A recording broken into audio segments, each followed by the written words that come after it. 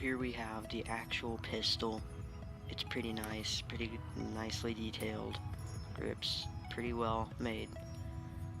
Magazine, already loaded it with .12 gram BBs. Spring pistol, by the way. Reloading is very smooth. Safety off.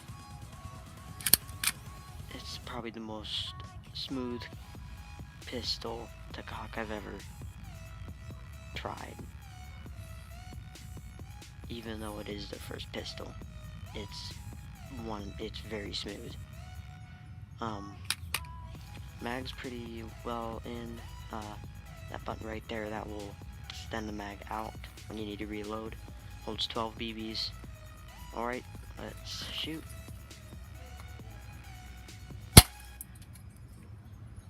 Pretty well shot, pretty nice shot. Didn't expect to get that first try. Didn't just make a tiny hole, it actually burst the egg. As you can see, the piece is flying.